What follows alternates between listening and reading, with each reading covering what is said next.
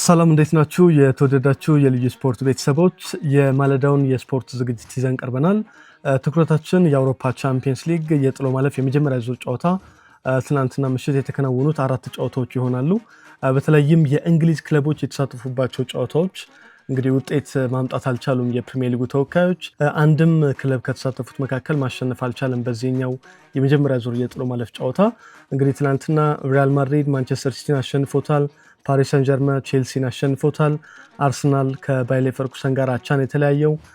ከዛ በተጨማሪ ከትናንትና ወዲያ ኒውካስል ከባርሰሎና ጋር አቻ ነበር የተለያየው።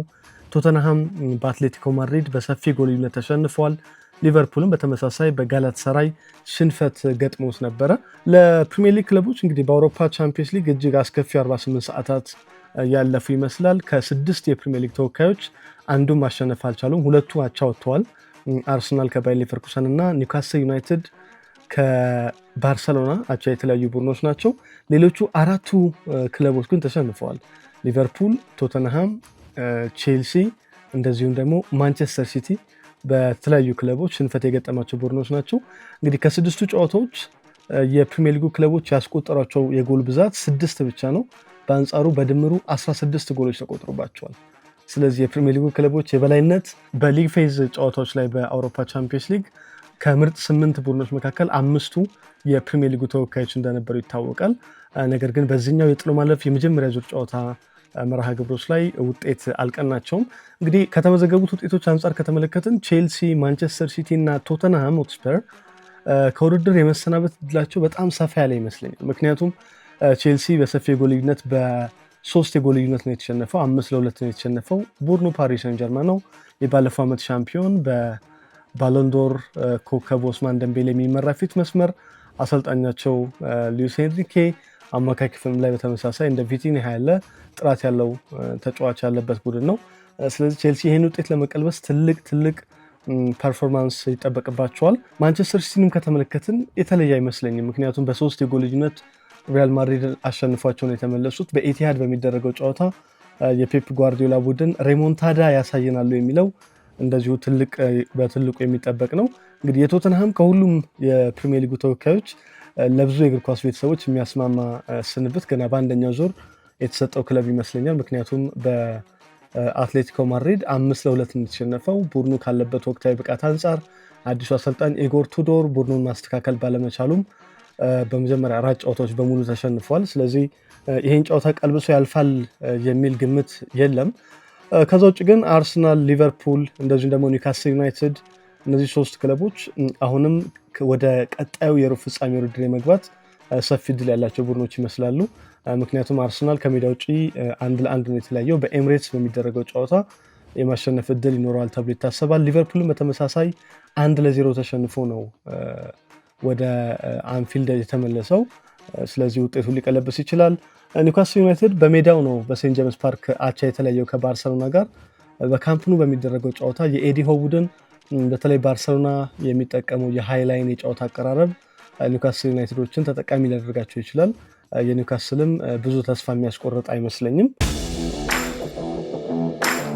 ጨዋታዎቹን አንድ ባንድ ለመመልከት እንሞክር። የመጀመሪያው ጨዋታ የነበረው ባየር ሌቨርኩሰን ከአርሰናል በባየር አሬና ምሽት 2:45 የጀመረው ጨዋታ ነው።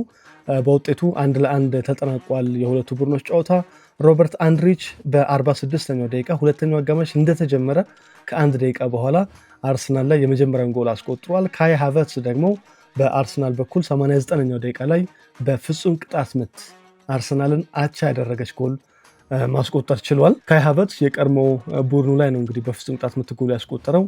ለ10 ዓመታት የባየር ሌቨርኩሰን ቡድን ውስጥ ቆይታ እንዳደረገ ይታወቃል። ከጨዋታው በፊትም ክለቡ እውቅና ሰጥቶታል። በስታዲየም የነበሩ የባየር አሬና ታዳሚዎችም ለካይ ሃቨርትዝ ያላቸውን አድናቆት፣ ፍቅር አሳይቶታል። እሱም ጎሉን ካስቆጠረ በኋላ ደስታውን አልገለጸም ነበር። የቀድሞ የልጅነት ክለቡ ላይ እንግዲህ ደስታዬን አልገልጽም በሚል በተረጋጋ መንገድ ነው ጎሉን ካስቆጠረ በኋላ የተመለከት ነው። እንግዲህ የአንድሪችን ጎል ስንመለከት ከማዕዘን ምት የተቆጠረ ነው። ይሄ በጣም አስገራሚ ነው። አርሰናል የኮርነር ኪንግ እንደሆኑ ይታወቃል። በተለይ በውድድር ዘመኑ በፕሪሚየር ሊጉ 16 ጎሎችን ከማዕዘን ምት አስቆጥረዋል። ነገር ግን ትናንትና አርሰናል ሳይሆን ከማዕዘን ምት ጎል ያስቆጠረው የባየር ሌቨርኩሰን ቡድን ነው። አንድሪች 46ኛው ላይ ከማዕዘን የተሻገረ ኳስ ወደ ጎልነት መቀየር ችሏል። በነገራችን ላይ አርሰናል ከኖቬምበር 2024 በኋላ ከህዳር 2024 በኋላ በአውሮፓ ቻምፒየንስ ሊግ ከኮርና ጎል ሲቆጠርበት ለመጀመሪያ ጊዜ ሆኗል። አርሰናል የሚያስቆጥረው ቡድን ነበረ፣ ትላንት አላስቆጠረም። በዛ ላይ ብዙ የሚቆጠርበት ቡድን አልነበረም በቻምፒየንስ ሊጉ ከኮርና ትላንት ለመጀመሪያ ጊዜ ተቆጥሮበታል ከ2 ዓመታት በኋላ። የአርሰናል ፍጹም ቅጣት ምት የተገኘው ኖኒ ማድዌኬ ላይ በተሰራ ጥፋት ነው።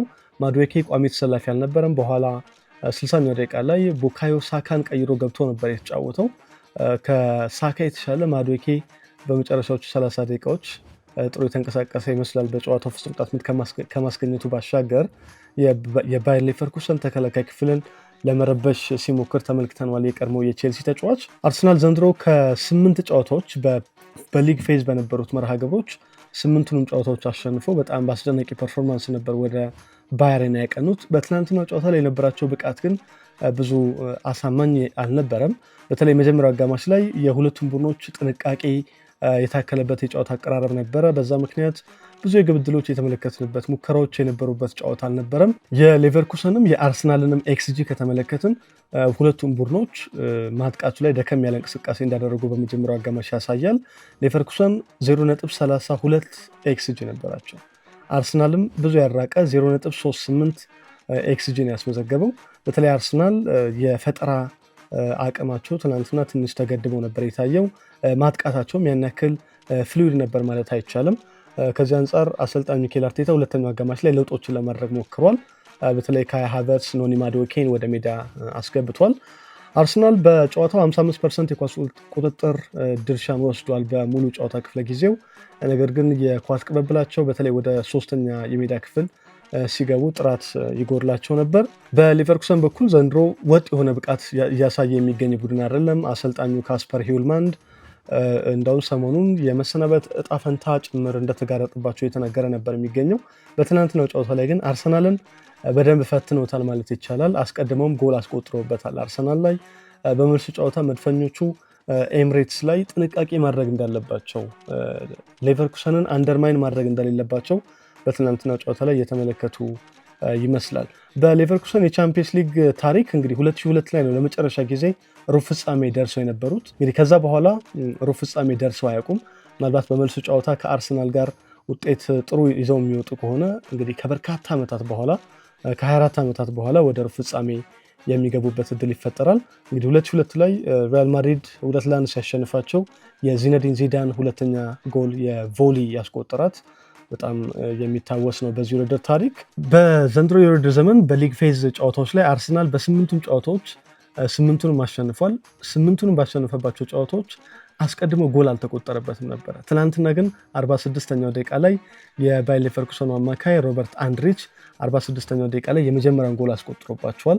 ስለዚህ ይሄኛው የአርሰናል ሪከርድ ተሰብሯል ማለት ነው። በዘንድሮ የውድድር ዘመን በአውሮፓ ቻምፒየንስ ሊግ በአርሰናል ቡድን ውስጥ 7 ተጫዋቾች ከተቀያሪ ወንበር ገብተው ጎል ማስቆጠር ችለዋል። ይህም በአውሮፓ ከተሳተፉት ቡድኖች መካከል ዘንድሮ ቀዳሚ ቡድን ያደርገዋል። ካይ ሃቨርትስ 74ኛው ደቂቃ ላይ ቪክቶር ዮኬሬሽን ቀይሮ ነበር የገባው።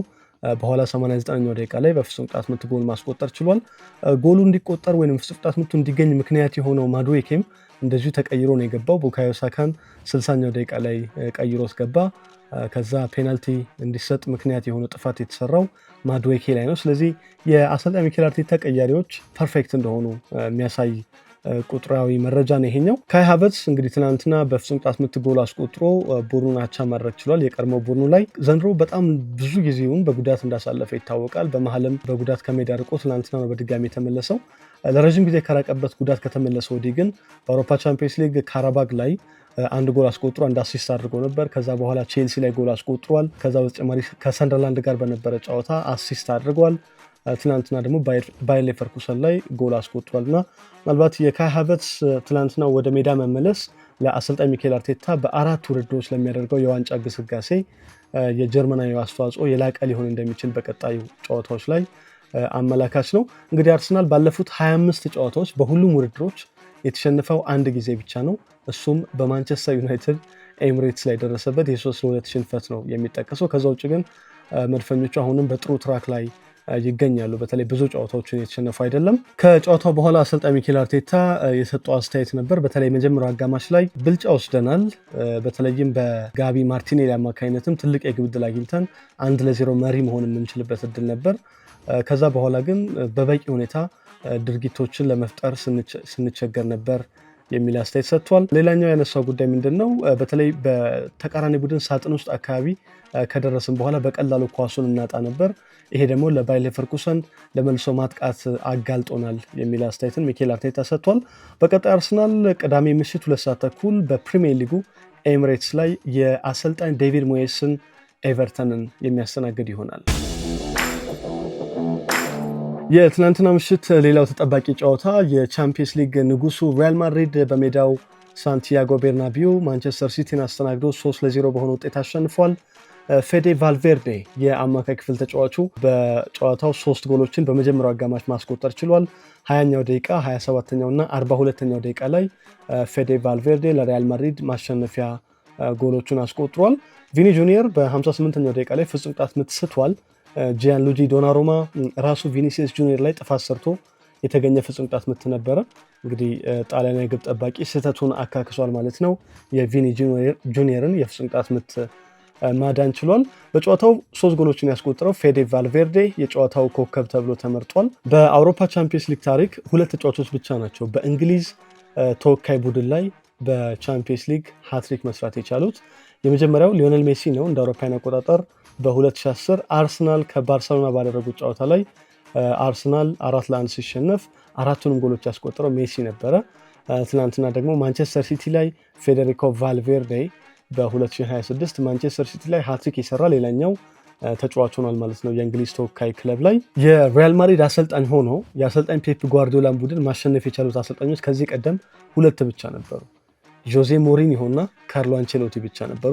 ትናንትና አልቫሮ አርቤሎዋ ወጣቱ አሰልጣኝ የእነዚህን 2 ትልልቅ አሰልጣኞች ታሪክ መቀላቀል ችሏል የፔፕ ጓርዲዮላን ቡድን በማሸነፍ። ከዛ በተጨማሪ የአሰልጣኝ ፔፕ ጓርዲዮላ በአውሮፓ ቻምፒየንስ ሊግ የጥሎ ማለፍ ጨዋታዎች በተለይ በመጀመሪያ ዙር ጨዋታ ላይ ትልቁ ሽንፈት ሆኖ ተመዝግቧል። ከዚህ ቀደም 2 ጊዜ በተመሳሳይ 3-0 ተሸንፎ ያውቃል። ትናንትና ደግሞ በድጋሚ የ3-0 ሽንፈት ገጥሞታል። አንደኛው የባየር ሚኒክ አሰልጣኝ በነበረበት ጊዜ በ2015 በባርሰሎና 3-0 የተሸነፈበት ነው። ከዛ ቀጥሎ በማንቸስተር ሲቲ ቤት የገጠሙት ሽንፈቶች ናቸው። በ2018 በአሰልጣኝ የርገን ክሎፕ ቡድን ሊቨርፑል 3-0 ተሸንፏል። ትናንትና ደግሞ በአሰልጣኝ አልቫሮ አርቤሎዋ ቡድን ሪያል ማድሪድ የ3-0 ሽንፈት ገጥሞታል። ለሪያል ማድሪድ የትናንትናውን ድል የተለየና ጣፋጭ የሚያደርገው በተለይ ቁልፍ ተጫዋቾቻቸው በጉዳት ከጨዋታ ውጭ ነበሩ። ኪሊያን ኤምባፔ አልተሰለፈም። ጁድ ቤሊንግሃም፣ ሮድሪጎ፣ ኤደር ሚሊታው፣ ዳኒ ሴባዮስ በርካታ ተጫዋቾቻቸው ተጎድተዋል እና ከጨዋታው በፊት የማሸነፍ ቅድሚያ ግምቱ የተሰጠው ለማንቸስተር ሲቲ ነበረ። ምክንያት አሰልጣኝ አልቫሮ አርቤሎዋ በቅርብ ወደ ቡድኑ የመጣ አሰልጣኝ ነው። ከዛ ውጭ በላሊጋው ሪያል ማድሪድ ወጥ የሆነ ብቃት እያሳዩ አልነበረም። ሌላኛው ጉዳይ ግን በቻምፒየንስ ሊግ የሊግ ፌዝ ጉዞ ላይ ሪያል ማድሪድ ከማንቸስተር ሲቲ ተገናኝተው ነበረ በሳንቲያጎ ቤርናቢው። ፔፕ ጓርዲዮላ 2-1 አሸንፈው ነበረ የተመለሰው ያንን ጨዋታ እና ትናንትና በድጋሚ በጥሎ ማለፍ ሲገናኙ ማንቸስተር ሲቲ ይህንን ጨዋታ የማሸነፍ ቅድሚያ ግምት አግኝቶ ነው የገባው። ምክንያቱም ቅድም እንዳልኳቸው ሪያል ማድሪድ ካለበት በጉዳት እየታመሰ ከሚገኝበት ጊዜ አንጻር ማለት ነው። ሌላው በትናንትናው ጨዋታ ላይ የሪያል ማድሪዱ ግብ ጠባቂ ቲቦ ኩርቱዋ አሲስት አድርጓል። ለፌዴሪኮ ቫልቬርዴ ጎል አሲስት ማድረግ ችሏል። ይሄ በጣም አስደናቂ ሪከርድ ነው። ቲቦ ኩርቱዋ ሪያል ማድሪድ ካይራት አልማቲን ባሸነፈበት ጨዋታ ላይ ለኪሊያን ኤምባፔ አሲስት አድርጎ ነበረ። ትናንትና ደግሞ ለፌዴሪኮ ቫልቬርዴ አሲስት አድርጓል። ስለዚህ ቤልጂየማዊ ግብ ጠባቂ በ0 ዘመን በቻምፒየንስ ሊጉ 2 አሲስቶችን ማድረግ ችሏል። እንግዲህ ትልልቅ የሜዳ ውስጥ ተጫዋቾች በተለይ ፊት መስመር ላይ የሚጫወቱ ተጫዋቾች አንዳንዶቹ ከቲቦ ኩርቱዋ ያነሰ የአሲስት መጠን ያስመዘገቡት ዘንድሮ። ለምሳሌ ኪሊያን ኤምባፔ፣ ሞሐመድ ሳላህ፣ የፓሪስ ሰን ጀርማው ቪቲኒሃ፣ እንደዚሁ ደግሞ የማንቸስተር ሲቲው ፊል ፎደን እነዚህ ተጫዋቾች በሙሉ አንዳንድ አሲስት ያደረጉት በ0 ዘመን በቻምፒየንስ ሊጉ። ቲቦ ኩርቱዋ ግን ይለያል፣ 2 አሲስቶችን ማድረግ ችሏል። አልቫሮ አርቤሎዋ ከጨዋታው በኋላ የሰጠው አስተያየት ነበር። ሪያል ማድሪድ መሆናችንን በድጋሚ ለዓለም አሳይተናል የሚል አስተያየትን ሰጥቷል። አሰልጣኝ ፔፕ ጓርዲዮላ ደግሞ ስለ ሬሞንታዳ እያሰበ እንደሆነ የሚያሳብቅ አስተያየትን ሰጥቷል። ሪያል ማድሪድ በመጀመሪያው አጋማሽ ያገኟቸውን 3 የግብ ዕድሎች 3ቱንም ወደ ሜዳ ቀይረዋል። አሁንም 90 ደቂቃ ጨዋታ ይቀረናል የሚል አስተያየትን ሰጥቷል።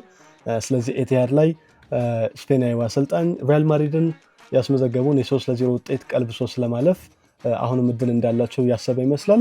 በጨዋታው ልዩነት ፈጣሪዎቹን 3 ጎሎች ያስቆጠረው ፌዴሪኮ ቫልቬርዴ በዚህ ውድድር ዘመን የሪያል ማድሪድ በጣም ምርጡ ተጫዋች ይመስላል። በእርግጥ ኪሊያን ኤምባፔ ብዙ ጎሎችን አስቆጥሮ ከፍተኛ ጎል አስቆጣሪ ነው። ግን ኤምባፔ በሌለባቸው ጨዋታዎች በተለይ ባለፉት 7 ጨዋታዎች የሪያል ማድሪድ ቁልፉ ሰው ፌዴ ቫልቬርዴ ይመስላል። ማንቸስተር ሲቲ ላይ ትናንትና 3 ጎሎችን አስቆጥሯል። ሴልታ ቪጎ ላይ የማሸነፊያውን ጎል በቀደምለት ያስቆጠረው ይሄው ዩሩጓይ ተጫዋች ነው። ባለቀ ሰዓት ነበር ያስቆጠረው። ከሄታፌ ጋር ጎል አላስቆጠረም። ከዚህ አስቀድመው በነበሩት ጨዋታዎች ላይ ግን ከቤንፊካ ጋር በተደረገው ጨዋታ 2 አሲስት አድርጓል። ከኦሳሱና ጋር በተደረገው ጨዋታ በተሸነፉበት ጨዋታ ኤልሳዳር ላይ 1 አሲስት አስመዝግቧል። በመጀመሪያው ዙር ከቤንፊካ ጋር አሲስት ማድረግ አልቻለም ወይንም ጎል አላስቆጠረም። ነገር ግን ከሪያል ሶሲዳድ ጋር በነበረ ጨዋታ ከዚህ አስቀድሞ 1 ጎል አስቆጥሯልና የሪያል ማድሪዱ አምበል ትናንትና አምበል ሆኖ ነበር ወደ ሜዳ የገባው። በተለያዩ የሜዳ ክፍሎች ላይ እንደሚጫወት ይታወቃል። በቀኝ ተከላካይ፣ ግራ ተከላካይ፣ አማካይ ክፍል የመስመር ተጫዋችም ሆኖ ይጫወታል። በጣም ሁለገብ አስደናቂ ተጫዋች ነው። አሁን ደግሞ በጎል አስቆጣሪነት ቡድኑን እየታደገ ነው የሚገኘው። የቪኒ ጁኒየር የፍጹም ቅጣት ምት ሪከርድ እንግዲህ አሁንም አሳሳቢ ይመስላል። ምክንያቱም ከ4 ፍጹም ቅጣት ምቶች በቻምፒየንስ ሊጉ ባለፉት 4 የፍጹም ቅጣት ምቶቹ 2ቱን ስቷል። ይሄ ጥሩ ሪከርድ አይደለም። ምናልባት ትናንትና ቪኒ ፍጹም ቅጣት ምቱን አስቆጥሮት ቢሆን ኖሮ ሪያል ማድሪድ የመጀመሪያው ዙር ላይ ጨዋታውን ጨርሶት ወደ ኤቲያድ መሄድ ይችል ነበረ። ነገር ግን ቪኒ በጨዋታው ጥሩ ሲንቀሳቀስ ነበር። ሁለተኛውን ጎል ለፌዴ ቫልቬርዴ አሲስት ማድረግ ችሏል። ከዛ በተጨማሪ ፍጹም ቅጣት ምቱ እንዲገኝ ምክንያት የሆነውን የማጥቃት እንቅስቃሴ የመራው ቪኒሲየስ ጁኒየር ራሱ ነበረ። ቪኒ ጁኒየር በነገራችን ላይ በአውሮፓ ቻምፒየንስ ሊግ ታሪክ 5ኛው የምንጊዜም ቶፕ አሲስተር ሆኗል። ብዙ ጎሎች እንዲቆጠሩ ምክንያት የሆኑ ኳሶችን አቀብሏል። አንደኛ ክርስቲያኖ ሮናልዶ ነው፣ 42 አሲስቶች አሉት። አንሄል ዲ ማሪያ 41 አሲስት አለው። ሊዮኔል ሜሲ 40 አሲስቶች አሉት። ኔይማር 33 አሲስቶች አሉት። ቪኒሲየስ ጁኒየር 31ኛ አሲስቱ ነው ትናንትና ለፌዴ ቫልቬርዴ ሁለተኛ ጎል አመቻችቶ ማቀበል የቻለው። የመልሱ ጨዋታ ኤቲሃድ ላይ እንግዲህ አሁንም ትልቅ ፍልሚያ የሚደረግበት እንደሚሆን ይጠበቃል። ምንም እንኳን ሪያል ማድሪድ ትናንትና 3-0 ቢያሸንፍም ጨዋታው ግን ያለቀ አይመስልም። ፔፕ ጓርዲዮላ አሁንም እድላቸውን ሊሞክሩ ይችላሉ ውጤቱን ለመቀልበስ። የትናንትናው ምሽት ሌላኛው ጨዋታ ፓሪስ ሰን ጀርመን ከቼልሲ ያገናኘው በፓሪስ ሰን ጀርመን 5-2 አሸናፊነት ተጠናቋል። ብራድሌ ባርኮላ ገና በ10ኛው ደቂቃ ፓሪስ ሰን ጀርመን መሪ ያደረገች ጎል ማስቆጠር ቻለ። የቼልሲው የቀኝ መስመር ተመላላሽ ማሎ ጉስቶ 28ኛው ደቂቃ ላይ ቼልሲን አቻ አደረገ። ከዛ በድጋሚ ፓሪስ ሰን ጀርመኖች በኦስማን ዴምቤሌ አማካይነት 40ኛው ደቂቃ ላይ 2-1 መሪ የሆኑበትን ጎል አስመዝግበው ወደ እረፍት ወጡ። ከእረፍት መልስ ኤንዞ ፈርናንዴዝ 57ኛው ደቂቃ ላይ ለቼልሲ የአቻነት ጎል አስቆጠረ። ከዛ በኋላ እስከ 74ኛው ደቂቃ ቡድኖቹ 2-2 በሆነ ውጤት በቀጠሉበት ቅጽበት ቪቲኒሃ 74ኛው ደቂቃ ላይ ከቼልሲው ግብ ጠባቂ ዮርጌንሰን የተገኘውን ስህተት በመጠቀም በጣም አስደናቂ ጎል በቼልሲው ግብ ጠባቂ አናት ላይ አንጠልጥሎ ፖርቱጋላዊ ጎል ማስቆጠር ቻለ። ከዛ በኋላ ተቀይሮ የገባው ክቪቻ ክቫራትስኬሊያ በ86ኛው እና 94ኛው ደቂቃ ላይ ተጨማሪ 2 ጎሎችን አስቆጥሮ የአሰልጣኝ ሉዊስ ኤንሪኬ ቡድን ፓሪስ ሰን ጀርመን ቼልሲን 5-2 እንዲያሸንፍ አድርጓል። እንግዲህ የ3 ጎል አድቫንቴጅ ይዘው ወደ ስታንፎርድ ብሪጅ የወቅቱ የአውሮፓ ቻምፒየንስ ሊግ ዋንጫ አሸናፊ ፓሪስ ሰን ጀርመን ይጓዛሉ ማለት ነው። እንግዲህ ከጨዋታው አስቀድሞ እየተነሳ የነበረው የሁለቱ ቡድኖች ግንኙነት ላይ በፊፋ ክለቦች ዓለም ዋንጫ ውድድር ከ8 ወራት በፊት አሜሪካ ላይ ተገናኝተው በወቅቱ የቼልሲው አሰልጣኝ የነበሩት ኤንዞ ማሬስካ ነበሩ። 3-0 አሸንፈው ነበር ፓሪስ ሰን ጀርመን። እንግዲህ ከዛ በኋላ ትናንት ለመጀመሪያ ጊዜ የተገናኙት ፓሪስ ሰን ጀርመኖች እንግዲህ ውጤቱን ተበቅለዋል ማለት ይቻላል፣ በ3 ጎል ልዩነት በማሸነፍ ጭምር። በቼልሲ በኩል በአውሮፓ ቻምፒየንስ ሊግ የውድድር ታሪካቸው 5 ጎል ሲቆጠርባቸው ለሁለተኛ ጊዜ ሆኖ ተመዝግቧል። ከዚህ ቀደም ቼልሲ 5 ጎል የተቆጠረበት በቻምፒየንስ ሊጉ በባርሰሎና ነበር። በ1999-2000 በተካሄደ ውድድር ባርሰሎና ቼልሲን 5-1 ማሸነፍ ችሎ ነበረ። በወቅቱ ሪቫልዶ 2 ጎሎችን፣ ሉዊስ ፊጎ 1 ጎል፣ ፓትሪክ ክላይቨርት እና ዳኒ ጋርሲያ አንዳንድ ጎሎችን ለባርሰሎና አስቆጥሮ ነበር። ከዛ በኋላ እንግዲህ ትናንትና 5 ጎሎች በድጋሚ ተቆጥሮባቸዋል ቼልሲዎች። ክቪቻ ክቫራትስኬሊያ የጨዋታው ኮከብ ተብሏል። ጆርጂያዊ ተጫዋች። አስገራሚው ነገር ይሄ ተጫዋች ቋሚ ተሰላፊ አልነበረም። የገባው 62ኛው ደቂቃ ላይ ነው ተቀይሮ የገባው። ከገባው በኋላ ግን በ3 ጎሎች ላይ መሳተፍ ችሏል። የመጀመሪያ የቪቲኒሃ ጎል እንዲቆጠር ምክንያት የሆነ ኳስ አመቻችቶ አቀበለ 74ኛው ደቂቃ ላይ። ከዛ በኋላ ደግሞ ራሱ ሁለት አስደናቂ ጎሎችን አስቆጥሯል። በተለይ 86ኛው ደቂቃ ላይ ያስቆጠረው ጎል በጣም አስደናቂ ነው።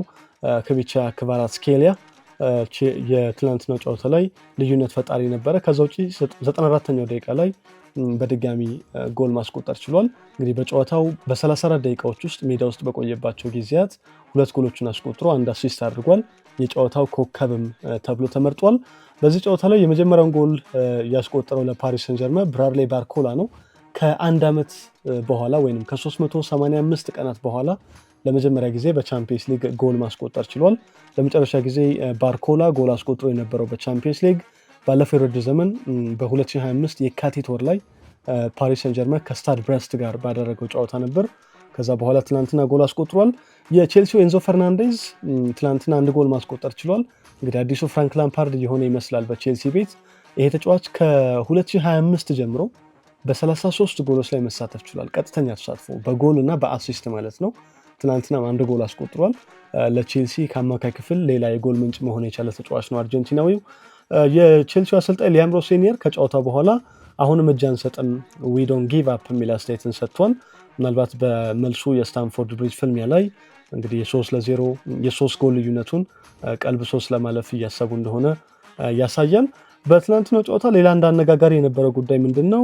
ፔድሮ ኔቶ ከኳስ አቀባይ ጋር ጸብ ውስጥ ገብቶ ነበረ። ይሄ ምንን አስታወሰ? ከዚህ ቀደም ኤደን ሃዛርድ የቼልሲው የመስመር ተጫዋች በ2013 ከስዋንሲ ጋር በነበረ ጨዋታ ላይ የስዋንሲን ቦል ቦይ ወይም ኳስ አቀባይ ገፍቶት የተፈጠረ ውዝግብ እንደነበረ ይታወቃል። ትናንትና በተመሳሳይ ፓሪስ ሰን ጀርመን ቼልሲን እየመራ በነበረበት ቅጽበት የእጅ ሮራ ይገኛል። ከዛ ፔድሮ ኔቶ በፍጥነት ኳሱን ለመወርወር በሚሄድበት ጊዜ ኳሱን ቶሎ አልሰጠኝም በሚል ይገፋዋል እና ከዛ በኋላ የፓሪስ ሰን ጀርመን ተጫዋቾች ተቀያሪ ወንበር ላይ የነበሩትም በሙሉ ተሰብስበው እንግዲህ መጠነኛ ጸብ ተፈጥሮ ነበር። ከጨዋታው በኋላ ግን ፖርቱጋላዊ ተጫዋች ይቅርታ ጠይቋል። ተጸጽቻለሁ፣ ይህን ማድረግ አልነበረብኝም፣ ያው ስሜት ገንፍሎ አሸንፎኛል የሚል አስተያየትን ሰጥቷል። የትናንትና ምሽት ሌላኛው ጨዋታ እንግዲህ የቦዶ ግሊምት አስደናቂ የቻምፒየንስ ሊግ ጉዞ ቀጥሏል። በሜዳቸው ስፖርቲንግ ሊዝበንን አስተናግደው 3-0 በሆነ ውጤት አሸንፈዋል። የኖርዌው ክለብ የዘንድሮ የውድድር ዘመን ክስተት እንደሆነ ከዚህ አስቀድሞ ሲነሳ ነበር። አሁንም ስፖርቲንግ ሊዝበንን አሸንፈዋል። ወደ ሩብ ፍጻሜ የመግባት እድላቸውንም አስፍተዋል። በመጀመሪያ ዙር ጨዋታ 3-0 በማሸነፍ ሶንድሬ ፌት በ32ኛው ደቂቃ በፍጹም ቅጣት ምት የቦዶ ግሊምትን የመጀመሪያ ጎል አስቆጠረ። ከዛ በኋላ እረፍት ከመውጣታቸው በፊት ደግሞ በተጨማሪ ደቂቃ ኦሌ ብሎምበርግ ሌላ ሁለተኛ ጎል አስቆጠረ። በሁለተኛው አጋማሽ ደግሞ ካስፐር ሆግ የቡድኑ የ9 ቁጥር አጥቂ ተጫዋች 71ኛው ደቂቃ ላይ የቦዶ ግሊምትን ሶስተኛ ጎል አስቆጥሮ እንግዲህ ጨዋታውን ዶሚኔት አድርገው ወጥተዋል። ስፖርቲንግ ሊዝበን በመልሱ ጨዋታ በጆዜ አልቫላዴ በሚደረገው ጨዋታ 4-0 ማሸነፍ ይጠበቅበታል። ይሄ ደግሞ የሚሆን አይመስልም። ምክንያቱም የቦዶ ግሊምት ቡድን እንደ ቀልድ ዝም ብሎ እዚህ ጋር የደረሰ ቡድን እንዳልሆነ በየጨዋታዎቹ እያሳዩ በሚገኙት ውጤት እየገጠሟቸው በነበሩት ቡድኖች የጥራት ደረጃ ከተመለከትን ቦዶ ግሊምት እንግዲህ በአስገራሚ ሁኔታ ወደ ቀጣይ ዙር የማለፍ እድሉን ያሰፋበትን ውጤት አስመዝግቧል። የሁለቱ ቡድኖች አሸናፊ በነገራችን ላይ በሩብ ፍጻሜ ከአርሰናልና ባየር ሌቨርኩሰን አሸናፊ ጋር ነው የሚገናኙት። ምናልባት አርሰናል በሜዳው ነው የሚጫወተው የመልሱን ጨዋታ ከባየር ሌቨርኩሰን። መድፈኞቹ የማለፍ እድል ብንሰጣቸው እንኳን የመገናኘት እድላቸው ሰፊ የሚሆነው ከቦዶ ግሊምት ጋር ነው።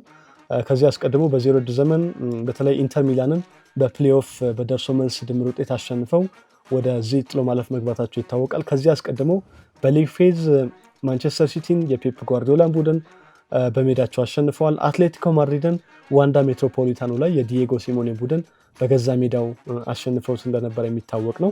ስለዚህ እንደ ቀልድ ቀለል ተደርጎ መታየት የሌለበት ቡድን ነው ቦዶ ግሊምት። ከዛ ውጭ ግን ዘንድሮ በቻምፒየንስ ሊግ የመጀመሪያ ተሳትፏቸው እንደሆነም ታሳቢ መደረግ ይኖርበታል። የወጡበት ከተማ ህዝብ 54,000 ብቻ እንደሆነ ይታወቃል። ከዛ ውጭ 8,000 ተመልካቾችን ብቻ የሚያስተናግድ ስታዲየም ነው ያላቸው። አጠቃላይ የቡድኑ ስኳድ ቫሊዩ 57 ሚሊዮን ዩሮ እንደሆነም ሰሞኑን የወጣ መረጃ ነበረ። እንግዲህ በመጀመሪያ የቻምፒየንስ ሊግ የውድድር ዘመናቸው አስደናቂውን ጉዞ በአውሮፓ ቻምፒየንስ ሊግ እያደረጉ ነው የሚገኙት። በነገራችን ላይ ከውድድር ውጭ ሆኖ ነው በቻምፒየንስ ሊግ አስገራሚ ጉዞ እያደረጉ የሚገኙት።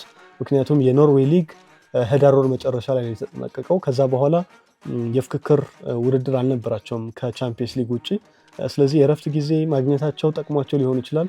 በእርግጥ ከጨዋታ ውጭ መሆን ደግሞ ከሬትም ያስወጣልና ይህንን አቻችለው እስከዚህ ድረስ የተጓዙበት መንገድ በጣም አስደናቂ ነው። የኖርዌይ ሊግ በዚህ ሳምንት መጨረሻ ቅዳሜ ይጀምራል ተብሎ ይጠበቃል። የዘንድሮው የውድድር ዘመን የአውሮፓ ቻምፒየንስ ሊግ ክስተቱ ቦዶ ግሊምት እንግዲህ የገለልተኛ ተመልካች ፌቨራይት ሆነው እስከ ውድድሩ ሩብ ፍጻሜ የሚደርሱበት እድል ሰፊ የሆነ ይመስላል።